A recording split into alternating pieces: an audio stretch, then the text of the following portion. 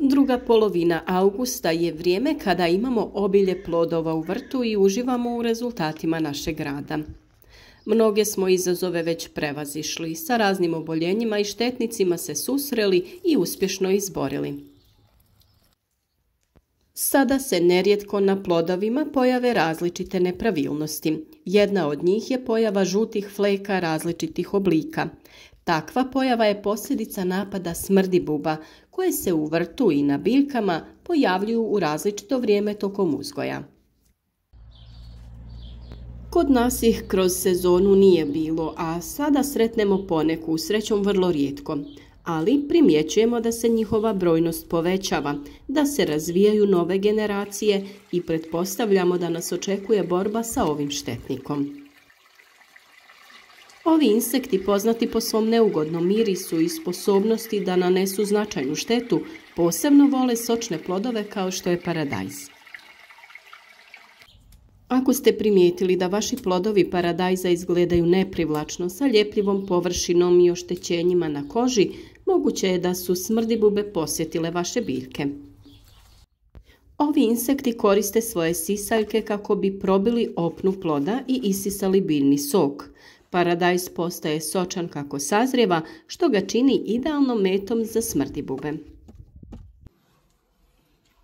Nažalost, posljedice ovakvih napada su višestruke. Osim vidljivih oštećenja, paradajz može poprimiti neprijatan miris, karakterističan za dodir s tečnošću koju luče smrdibube. Iako neki ipak odluče da konzumiraju ovakav paradajz, mnogi će se složiti da ovako oštećen plod nije za jelo.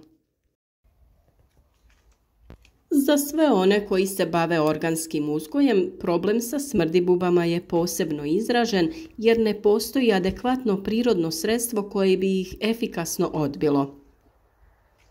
No postoje određeni preparati koje možemo napraviti kako bi smanjili njihovu brojnost i spriječili razmnožavanje. Jedan od testiranih preparata je svakako nim ulje koje pokazuje određeni nivo djelotvornosti, ali nije dovoljno za potpuno suzbijanje smrdibuba. Naravno, svi prirodni preparati se moraju koristiti preventivno i prije pojave različitih štetnika, kako bi bili učinkoviti i u što većoj mjeri spriječili pojavu nametnika. Prirodni neprijatelji smrdibuba poput bubamara i paukova mogu pomoći u ovoj borbi. Bubamare se hrane jajima smrdibuba, dok pauci love odrasle jedinke. Ipak, često nije dovoljno ovih predatora u baštama da bi se značajno smanjila populacija smrdibuba. Za one koji se odluče na konvencionalne metode uzgoja, insekticidi su često prvi izbor. Međutim, njihova upotreba zahtjeva oprez, posebno u periodu dozrijevanja plodova. Danas su dostupni insekticidi sa kratkom karencom, što omogućava berbu paradajza već za 3 dana nakon prskanja. Ipak, neki insekti razvijaju otpornost čak i na hemikalije, što dovodi u pitanje dugoročnu efikasnost ove metode i štetnosti po naše zdravlje. Na sreću, pored insekticida, postoje i alternativne metode borbe. Prva je uvijek ručna berba smrdibuba i njihovih jaja u jutarnjim ili večernjim satima, kada su manje aktivne. Može biti efikasna, ali zahtjeva dosta vremena i truda. Zamke sa ljepljivim trakama također mogu pomoći u kontroli njihove populacije. Imate ih zakupiti u svim vrtnim centrima ili poljoapotekama. Objesite ih u blizini vaših biljaka i čekate da djeluju. Mi smo ove godine isprobali još jednu metodu borbe protiv takve vrste štetnika. Kao što sam rekla, smrdibube nismo imali u većoj mjeri, ali su tu bile kupusne stjenice koje su nam radile probleme na kupusu i kelju. Mali akumulatorski usisavač pomoći će nam da skupimo sve stjenice, ali i smrdibube sa drugih biljaka. S obzirom da se ove bube jako sporo kreću, to nam olakšava ovaj postupak. Ovi prenosni usisavači su jednostavni za korištenje za ovu namjenu. Jednostavno i na brzinu u spremnik pokupite sve štetnike, pa ih kasnije samo prospete. Ribice u našem vrtnom jezercu rješavaju problem otklanjanja ovih štetnika nakon prikupljanja, a vi ih možete dati kokicama kao međuobrok ili sakupiti u posudu sa vodom. Za sve one koji preferiraju prirodna rješenja, uvijek postoji nekoliko narodnih sredstava koja mogu pomoći u suzbijanju smrdibuba i njihovih larvi. Iako je takve preparate najbolje koristiti preventivno, ni sada nije na odmet isprobati neke od njih. Mnogi su isprobali rastvor od sapuna. Priprema se tako što se 300 grama sapuna otopi u 10 litara vrele vode. Ova otopina se ohladi i prska po biljkama. Ubija smrdibube i pomaže u smanjenju broja njihovih larvi. Naravno, tu je i bijeli luk koji ima svoj intenzivan miris. Rastvor od nekoliko glavica bijelog luka u vodi može biti efikasan u odbijanju smrdibuba. Ogulite ga i narežete na komadiće, prelijete sa vrelom vodom. 4 do 5 češnjeva je dovoljno na 100 ml vode. Nakon što ostoji oko sat vremena, razrijedite sa 1 litrom vode i prskajte vaše biljke. Biber i soda bikarbona su također dosta djelotvorni. Prskanje biljaka rastvorom bibera ili sode bikarbone može pomoći u smanjenju broja ovih štetnika. Na 5 litara vode dodaju se 2 supene kašike sode bikarbone te 1 kašika bibera.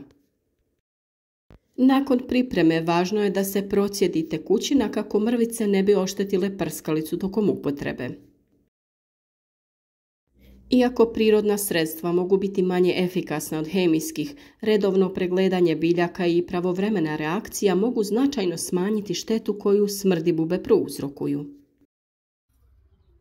Isto tako, vrlo djelotvorna je i ljuta paprika. Na 1 litru vode dodaje se 1 kašika mljevene ljute paprike i sa tim se tretira biljke na kojima se pojavljuju ovi nametnici. Mi sami uzgajamo paprike različite ljutine pa možemo da biramo koja će biti najefikasnija. O dobrobitima ovih ekstra ljutih papričica smo govorili kao i o načinu uzgoja istih. Još jedan način borbe je to da koristimo kulture koje ćemo žrtvovati. A šta to znači? Kraj biljaka koje želimo zaštititi posaditi ćemo druge biljke koje privlače smrdibube. Poznato je da smrdibube mnogo vole paradajz i papriku, ali izgleda da još više vole blitvu, tako da nju možete posijati blizu biljaka koje želite zaštititi. Od cvijeća im se dopada neven, a da bi spasili vaš paradajz, posijte oko njega blitvu i neven, pa neka se slade, samo neka paradajz ostave. Onu blitvu koju ćete ostaviti za konzumaciju, posijte na neko malo dalje drugo mjesto. Također smo primijetili da smrdibube jako vole suncokret, tako da i on može biti jedna od biljaka koja će im odvratiti pažnju sa povrća. Osim što je ukrasan, što daje dozu šarenila vašem vrtu, a i od njega dobivamo ukusne sjemenke, on nam je savršen saveznik za okupljanje smrdibuba. Ovdje ćemo ih lako uočiti i sakupiti. Zaštita paradajza od smrdibuba zahtijeva pažnju, strpljenje i upornost. Pravilnom kombinacijom metoda moguće je smanjiti štetu i sačuvati svoje biljke od ovih dosadnih insekata. Naravno, vrlo važno je da sa zaštitom krenete na vrijeme, pri prvoj pojavi smrdibuba, a još bolje preventivno, ukoliko ste već nekada imali problema sa ovim štetnikom. Na našem kanalu možete pronaći jako puno savjeta i prirodnih rješenja za ovakve i slične probleme, pa svakako naš rad podržite sa like i zapratite naš kanal kako ne bi propustili slične korisne savjete. Za sva dodatna pitanja uvijek smo tu za vas, pa nam se javite u komentarima. Pišite od kuda nas pratite i imate li vi neku tajnu u borbi protiv ovih i sličnih štetnika.